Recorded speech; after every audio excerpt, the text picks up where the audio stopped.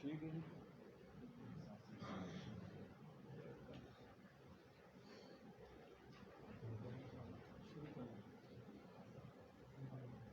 اللہ الرحمن الرحیم۔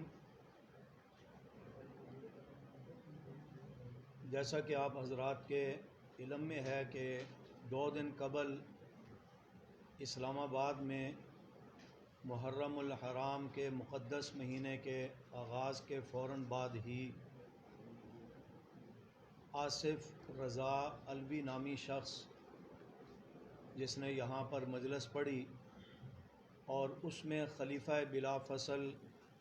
سیدنا صدیق اکبر رضی اللہ تعالی عنہ کے خلاف انتہائی نازیبا گستاخانہ الفاظ کہہ کر گستاخی کا مرتکب ہوا۔ اسی سلسلے میں آج کی یہ پریس کانفرنس ترتیب دی گئی ہے، جس میں میرے ساتھ اس وقت جمعیت علماء اسلام اسلام آباد کے امیر حضرت مولانا عبد المجید ہزاروی صاحب دامت برکاتہ العالیہ بھی تشریف رکھتے ہیں، اور میرے بائیں جانب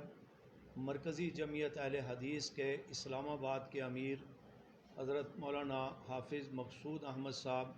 دامت برکاتہ العالیہ بھی تشریف رکھتے ہیں۔ میری جماعت سنی رابطہ کونسل کی طرف سے حافظ نصیر احمد صاحب اور مولانا عبدالرزاق صاحب، مولانا عبدالرحمن معاویہ صاحب، یہ حضرات بھی تشریف فرما ہیں۔ سب سے پہلے آپ حضرات کا شکریہ کہ آپ اپنے قیمتی وقت سے وقت نکال کر تشریف لائے۔ آپ جانتے ہیں کہ محرم الحرام اسلامی مہینوں میں سے 4 محترم مہینوں میں سے ایک اہم مہینہ ہے، اور ہر مسلمان کے لیے اس مہینے کا احترام ایک شرعی تقاضا ہے جس کو وہ اپنی دینی ذمہ داری سمجھ کر پورا کرتے ہیں، اور جو مذہبی حوالے سے ایک عرصہ سے اس محرم کے مہینے کو ایک خطرناک یا ایک پریشان کن صورتحال کا تصور اس مہینے کی نسبت سے بنا دیا گیا ہے، اس حوالے سے بھی حکومت کی طرف سے، علماء کی طرف سے، دیگر طبقات کی طرف سے جب بھی امن کمیٹیوں کے اجلاس ہوتے ہیں تو اس میں اس بات پر زور دیا جاتا ہے کہ احترام کو مد نظر رکھیں، محرم کے احترام کا خیال بھی رکھیں، ایک دوسرے کی مقدس شخصیات کا احترام بھی کریں، اور اسی انداز میں کسی کی دل آزاری نہیں ہونی چاہیے، کوئی فرقہ وارانہ گفتگو نہیں ہونی چاہیے۔ اس پر قانون بھی بنائے گئے، ضابطے بنائے جاتے ہیں، اور مرکزی، صوبائی، ضلعی سطح پر امن کمیٹیوں کے باقاعدہ اجلاس ہوتے ہیں، جو کہ اس مرتبہ بھی ہوئے، اور ایپیکس کمیٹی کا اجلاس بھی باقاعدہ لاہور میں ہوا۔ ان سارے اجلاسوں میں اور ہر جگہ پر رواداری کا سبق دیا جاتا ہے، اور یہ پیغام دیا جاتا ہے جی احترام کریں، ایک دوسرے کا خیال رکھیں، مقدس شخصیات کا خیال رکھیں۔ اس کے باوجود اس مرتبہ محرم الحرام کے آغاز سے پہلے ہی قانون سازی کے لیے تحفظ بنیاد اسلام ایک بل جو پنجاب اسمبلی میں پیش ہوا، اس بل کو قانون بنوانے کے لیے بہت سارے حضرات فکر مند ہوئے، انہوں نے کوشش کی، اسمبلی کے اندر بھی کوشش ہوئی، محنت ہوئی، تو اچانک آپ نے دیکھا کہ اس بل میں ایک طبقہ جو ہے وہی رکاوٹ بنا، اور رکاوٹ اس بنیاد پر بنا جی کہ یہ بل جو ہے جانبدارانہ ہے اور اس سے فرقہ واریت بڑھے گی اور ایسا ہوگا ایسا ہوگا، جبکہ آپ حضرات میں سے اکثر حضرات کے علم میں آپ نے اس بل کو پڑھا، اس کے نکات پڑھے، وہ تو دل آزاری اور گستاخی بے ادبی کو روکنے کے لیے، ایک قانون سازی کو مؤثر بنانے کے لیے وہ بل پیش کیا گیا تھا۔ تو اس بل کو روکنے کے لیے ایک پریس کانفرنس لاہور میں کی گئی، جس پر ہم گزشتہ دنوں میں اپنا احتجاج نوٹ کروا چکے ہیں۔ اس میں بھی جن عقائد کا اظہار کیا گیا وہ اسلامی تعلیمات کے سراسر خلاف تھیں، اور اس سے بھی لاکھوں مسلمانوں کی دل آزاری ہوئی۔ اس پر علماء کے اجلاس بھی ہوئے، حکومتی ارکان سے رابطے کر کے ان کو بھی آگاہ کیا گیا کہ دیکھیں، ان لوگوں کو سمجھائیں، ان کو روکیں، ان کو کنٹرول کریں کہ یہ خود ہی بدامنی کا سبب بن رہے ہیں۔ اب وہ سلسلہ ابھی کسی منزل تک نہیں پہنچا تھا، ابھی وہ بات چل رہی تھی کہ اس دوران جب محرم شروع ہو گیا تو اہل سنت اکثریتی جو طبقہ ہے پاکستان کے اندر مسلمانوں کا، ان کے علماء پر پابندی، ان کے زبان بندی، ان کے شہروں میں داخلہ بندی، یہ سلسلے ایک طرف شروع ہو گئے۔ اور جو بد امنی کا سبب بنتا ہے وہ اکثر وہی چیزیں بنتی ہیں کہ جو مقدس شخصیات کی دل آزاری، صحابہ کرام رضوان اللہ تعالی مجمعین، اہل بیت عظام رضوان اللہ تعالی مجمعین کی شان میں گستاخی، اشارتاً، کنایتاً یا نام لے کر محرم میں بد امنی کا سبب یہ چیز بنتی ہیں، یا وہ خنجر بردار ماتمی جلوس بد امنی کا سبب بنتے ہیں کہ جن کا شریعت میں دور دور تک کوئی تصور، کوئی تعلق نہیں۔ وہ جب میرے اور آپ کے دروازے پر یا کسی مسجد مدرسے کے باہر آ کر جلوس روک کر کے اپنا مخصوص انداز اپناتے ہیں تو اکثریت کی دل آزاری ہوتی ہے، اس وجہ سے پھر ایکشن پر ری ایکشن ہوتا ہے، اس وجہ سے بد امنی کا ماحول بنتا ہے۔ اور اسی انداز میں مجالس کے اندر تبرہ بازی اور صحابہ کرام کے نام لے کر یا اشارہ کنایتاً جب گستاخی کا ماحول بنایا جاتا ہے، یہ چیزیں بد امنی کا سبب بنتی ہیں۔ اب اس پر کنٹرول کرنے کے لیے جتنے بھی انتظامات کیے گئے، اس سارے انتظامات کے باوجود ایک شخص اسلام آباد میں محرم الحرام میں داخل ہوتا ہے جس کا نام آصف رضا علوی ہے، فیصل آباد سے اس شخص کا تعلق ہے، اور اسلام آباد میں داخلے پر اس پر پہلے پابندی ہے۔ دیکھنا یہ ہے کہ وہ پابندی کس کی سفارش سے، کس افسر سے ختم کروائی گئی اور اس کو اسلام آباد میں داخلے کا موقع فراہم کیا گیا۔ اور پھر وہ یہاں آ کر خلیفہ بلا فصل سیدنا صدیق اکبر رضی اللہ تعالیٰ عنہ، جو اس امت کے سب سے پہلے مسلمان، جو رسول اللہ صلی اللہ علیہ وسلم کے سب سے پہلے نبوت رسالت کی تائید اور تصدیق فرمانے والے ہیں، جن کا اسلام پر اور آپ صلی اللہ علیہ وسلم پر اتنا تعلق اور اتنے احسانات ہیں کہ اللہ کے رسول صلی اللہ علیہ وسلم نے فرمایا کہ میں صدیق کے احسانات کا بدلہ نہیں دے سکتا، کل قیامت کے دن اللہ صدیق کے احسانات کا بدلہ عطا فرمائیں گے، جن کے لیے خود حضرت علی رضی اللہ تعالیٰ عنہ فرماتے ہیں افضل البشر بعد الانبیاء بالتحقیق ابی بکر صدیق رضی اللہ تعالیٰ عنہ، کہ انبیاء کے بعد اگر بشریت میں کوئی افضل ہے تو وہ صدیق اکبر رضی اللہ تعالیٰ عنہ کی ذات گرامی ہے۔ ان کی مقدس شخصیت کو باقاعدہ ایک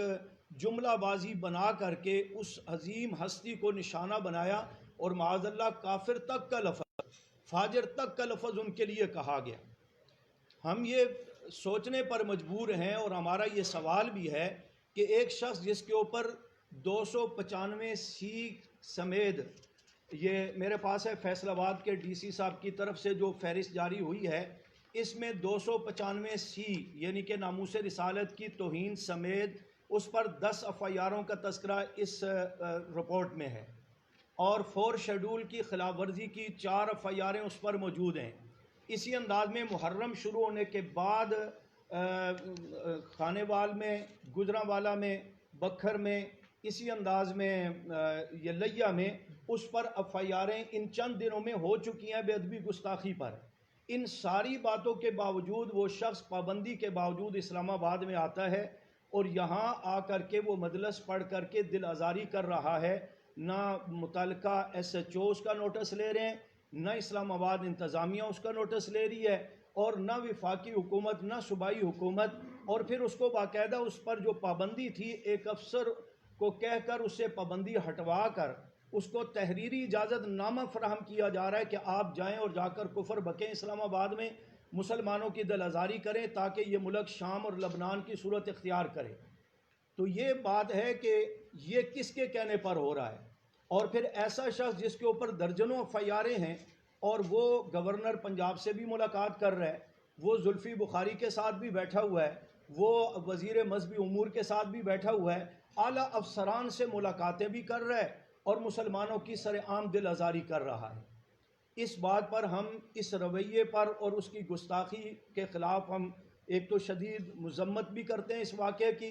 اور احتجاج، سراپا احتجاج ہے ہم۔ اور پھر یہ سوال ہے ہمارا کہ حکومت، انتظامیہ عقل کے ناخن لے، وہ اگر کسی بیرونی اشارے پر اہل سنت کو دبانے کے لیے انہوں نے قوانین سخت کیے اور ہمیں خاموش کروا دیا اور ان کو رستہ دے دیا کہ اب یہ جو چاہیں کریں، تو یہ انتظامیہ کی بھی، حکومت کی بھی بھول ہے۔ جس طرح دین ہمارا ہے، صحابہ، اہل بیت یہ ہمارے ہیں، ان کی ناموس کا تحفظ کرنا ہماری دینی ذمہ داریوں میں شامل ہے، اسی انداز میں یہ ملک بھی ہمارا ہے۔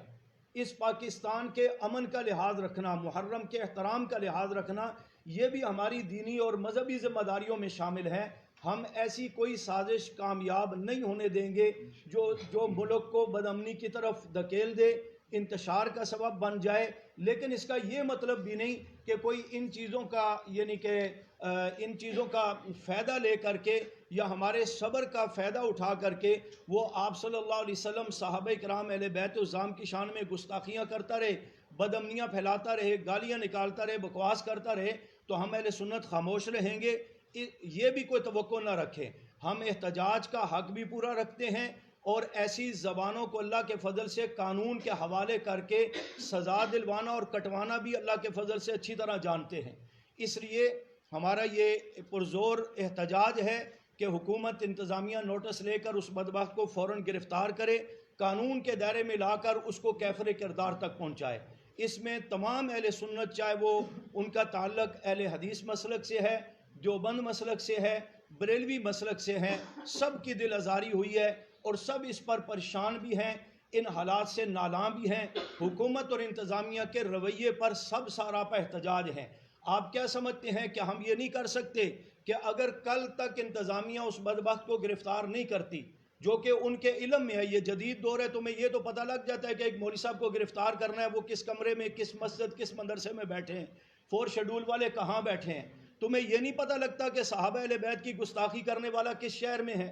اس کی موبائل کی لوکیشن کیا بتا رہی ہے، اس کے کس سے رابطے ہیں. وہ اس وقت بھی سرکاری لوگوں کے گھروں میں کسی جگہ پر پناہ لیے ہوئے ہیں، سب ان کے علم میں ہے. ہم یہ کہہ سکتے ہیں، اگلا اعلان کر سکتے ہیں اپنی قیادت سے پوچھ کر کے کہ جناب کل شام تک اسے گرفتار کیا جائے. اگر نہیں گرفتار کیا جاتا تو 10 محرم کے ان کے جلوس نکلیں گے تو اہل سنت بھی جلوس نکالیں گے.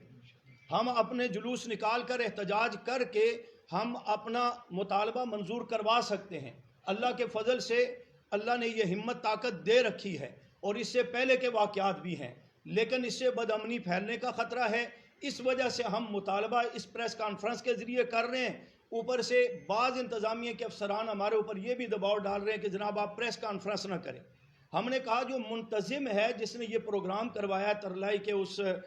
تھانہ شہزاد کے ایریے میں، اس خدیجہ القبریٰ نامی ایمان باڑے میں جس نے یہ پروگرام کروایا، اس کو گرفتار کرو. اگر آپ قانون سے مخلص ہیں، انتظامیہ اگر امن چاہتی ہے تو اس کو گرفتار کرو، بجائے اس کے کہ ان منتظمین کو گرفتار کرنے کے اسلام آباد انتظامیہ نے ان کی کل ضمانتیں بھی لے لی ہیں. اس سے ہم کیا سمجھیں کہ انتظامیہ، حکومت اہل سنت اکثریت کو کیا پیغام دے رہی ہے؟ کیا نیشنل ایکشن پلان صرف اہل سنت کے لیے تھا کہ ہماری زبانیں گم کروا کر کے ان تبرہ کرنے والوں کی زبانیں کھلوا دی جائیں؟ کیا پیغام پاکستان جو صدر صاحب نے علماء سے، تمام طبقات سے دستخط کروائے، وہ کیا اس لیے تھا کہ اہل سنت اکثریت کو خاموش کروایا جائے اور ان کی زبانیں کھول دی جائیں اور ان کو تبرہ کرنے کا اور صحابہ اہل بیت کی بے ادبی گستاخی کرنے کا اور کفر پھیلانے کا موقع دیا جائے تاکہ مسلمانوں کی دل آزاری ہوتی رہے، ان کو قانون کا پابند کیا جائے، ان کو کھلا چھوڑ دیا جائے؟ تو جناب یہ ذہن میں رکھنا کہ یہ مسلمان بحیثیت جماعت تو ہم قانون ضابطے کے پابند تھے، اب بھی ہم قانون ضابطے کا احترام کرتے ہیں، لیکن بحیثیت مسلمان، بحیثیت ایمانی تقاضے کے، یہ پھر ایمان کسی قانون کا پابند نہیں ہوا کرتا. وہ اپنے نبی صلی اللہ علیہ وسلم، صحابہ اہل بیت کے حق اور ان کی ناموس کے تحفظ کے لیے اپنی ایمانی ذمہ داریاں پوری کر سکتا ہے. جس طرح کے واقعات آپ کے علم میں، غازی الدین شہید رحمۃ اللہ علیہ سے لے کر خالد فیصل تک یہ واقعات سامنے، یہ واقعات کیوں پیش آتے ہیں؟ اسی طرح کی ناانصافی ہوتی ہے، دل آزاری ہوتی ہے، زیادتی ہوتی ہے کہ ایک گستاخ دندناتا پھر رہا ہے، آپ اس پہ ہاتھ نہیں ڈالتے، پھر آپ کہتے ہیں جی قانون کو ہاتھ میں نہ لیں. ہم نے کبھی قانون کو ہاتھ میں نہ لیا ہے، نہ اس چیز کی ہم حوصلہ افزائی کرتے ہیں، لیکن اس کا یہ مطلب بھی نہیں کہ ہم بے غیرت، بے حس اور بے ضمیر بن کر بیٹھ جائیں اور کوئی پیغمبر اور صحابہ اہل بیت کی شان میں گستاخیاں کرتا رہے اور اس کو ہم نہ پوچھیں. ایسا نہیں ہے. یہ اس پر ہم اب بھی قانون کا دروازہ کھٹکھٹا رہے ہیں، حکمرانوں کو خبردار کر رہے ہیں، انتظامیوں کو خبردار کر رہے ہیں کہ اگلے 48 گھنٹے میں ہمیں اس بدبخت کی گرفتاری اور قانون کی گرفت میں آتا ہوا ہمیں نظر آنا چاہیے. اگر ایسا نہیں ہوگا تو انشاءاللہ پھر 9-10 محرم ہفتے اتوار کے لیے ہم اپنے احتجاج کا اگلا اعلان کریں گے اور اس پر جو بھی قیادت ہمیں کہے گی اس کے لیے ہمیں جان کے نذرانے پیش کرنے پڑے ہم کریں گے. لیکن ہم صحابہ اہل بیت کی گستاخی کو کسی صورت نہ برداشت کیا ہے نہ برداشت کر سکتے ہیں. اس پر ہمارا کوئی کمپرومائز نہیں ہے. اس پر درجن سے زائد FIR ہیں. اتنا بڑا ملزم ہے, اسے حکومتی افسران کے ساتھ بیٹھنا, ملاقاتیں کرنا, پھر ابھی تک اس کی گرفتاری کا نہ ہونا, یہ حکومت کے لیے, انتظامیہ کے لیے سوالیہ نشان ہے. اسے فوراً گرفتار کیا جائے. اگر محرم کو امن سے آپ گزارنے میں مخلص ہیں تو اس کو فوراً گرفتار کرے, اور اس طرح کے جتنے بدبخت پاکستان میں گستاخی کے مرتکب ہوں ان کی قانونی طور پر گرفت کی جائے. اور اس پر اللہ پاک ہمارا اور آپ کا حامی و ناصر ہو. بصورت دیگر قیادت جو بھی ہمیں حکم دے گی انشاءاللہ اس کے مطابق ہم 9-10 محرم کو بھی اگلا قدم اٹھا سکتے ہیں, اس کے بعد بھی ہم اگلا قدم اٹھا سکتے ہیں. اس وقت تک ہم خاموش نہیں بیٹھیں گے جس وقت تک حضرت صدیق اکبر رضی اللہ عنہ کے گستاخ کو قانون کے گرفت میں نہیں لیا جاتا. مولانا عبد المجید ہزاروی صاحب سے درخواست ہے یہ بھی اپنا اظہار خیال فرما لیں. بسم اللہ الرحمن الرحیم. تفصیلی گفتگو حضرت مولانا مسعود الرحمان عثمانی صاحب نے کر لی ہے. ان کی اس تمام تفصیلی گفتگو کی تائید کرتے ہوئے میں یہ مطالبہ کرتا ہوں کہ حکومت میں نو منتخب وہ افراد کے جن کو قوم نے منتخب نہیں کیا اور موجودہ حکمرانوں نے ان کو امپورٹ کیا ہے مخصوص مقاصد کے لیے, اور خصوصاً وزیر اعظم پاکستان کا داماد زلفی بخاری کہ پاکستان میں کورونا کے پھیلاؤ کا سبب بھی یہی بنا, اور یہ آن دی ریکارڈ پورے میڈیا کے اوپر یہ باتیں آ چکی ہیں اور ریکارڈ پہ موجود ہیں. اور پھر جس بدبخت نے سیدنا صدیق اکبر رضی اللہ تعالی عنہ کی شان میں یہ گستاخی کی ہے اور وہ دندنا رہا ہے, ہماری معلومات یہ ہے کہ اس کو زلفی بخاری کی شیلڈ حاصل ہے, اس کی وہ پشت پناہی کر رہا ہے, اس کے حفاظت میں ہے وہ. لہذا ہم یہ مطالبہ کرتے ہیں اپنے صاحب اختیار لوگوں سے, صاحب اقتدار نہیں, صاحب اختیار لوگوں سے ہم یہ مطالبہ کرتے ہیں کہ اگر قانون ہے تو قانون پھر سب کے لیے ہے, اور سب سے بڑھ کے مسلمان کے لیے ایمان ہے, ایمان سے بڑھ کے آگے کوئی چیز نہیں. اور ہمارے ایمان کا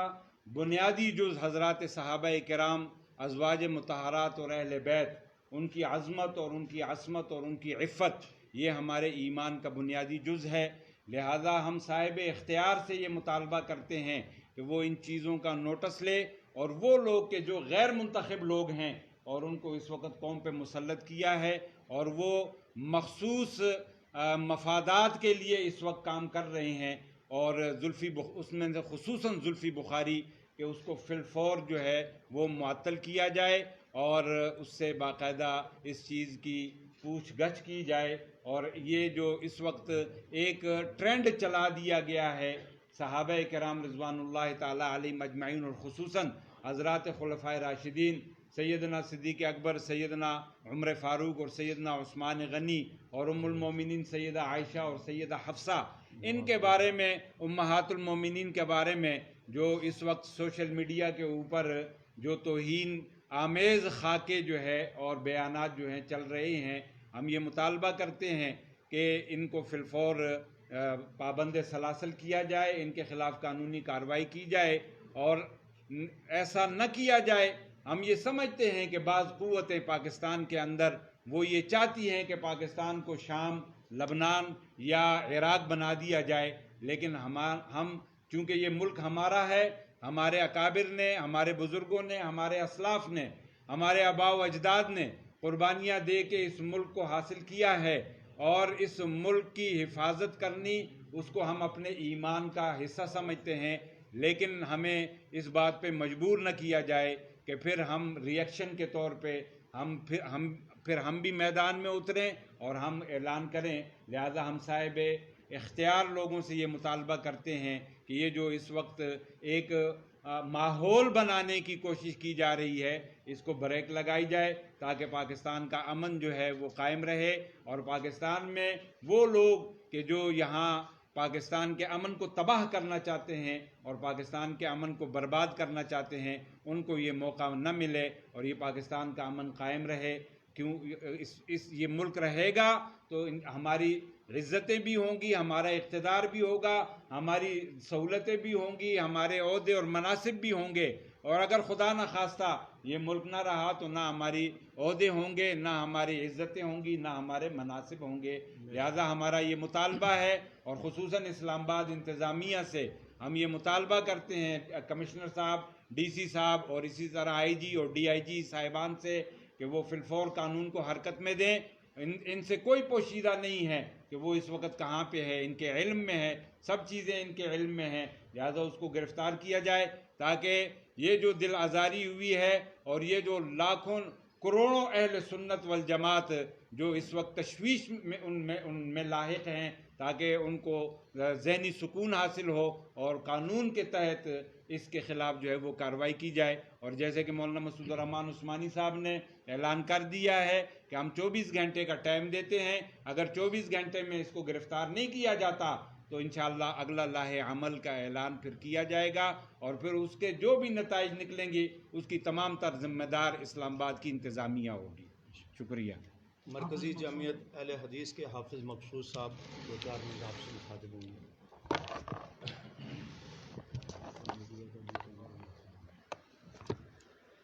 بسم اللہ الرحمن الرحیم. آج کی اس پریس کانفرنس کا مقصد اسلام آباد کی انتظامیہ اور حکومت پاکستان کو یہ پیغام دینا ہے کہ پاکستان کے امن و امان کو تباہ کرنے کے لیے، خراب کرنے کے لیے جو سازشیں کی جا رہی ہیں، ہماری حکومت اور اسلام آباد کی انتظامیہ بالخصوص اس کا تدارک کرے. محرم کا مہینہ آنے سے پہلے ہی ہر سال ملک میں امن و امان کا مسئلہ کھڑا ہو جاتا ہے، اور پاکستان کی اکثریت 95% اہل السنہ اس مہینے میں امن و امان کو برقرار رکھنے کے لیے ملک کے تمام شہروں میں اپنی انتظامیہ کے ساتھ اور حکومت کے ساتھ بھرپور تعاون کرتے ہیں. لیکن افسوس کی بات یہ ہے کہ اس کے جواب میں جن کی وجہ سے یہ سب کچھ ہوتا ہے، ان کو تو چاہیے کہ امن و امان کو برقرار رکھنے کے لیے وہ سب سے آگے ہوں. لیکن افسوس کی بات یہ ہے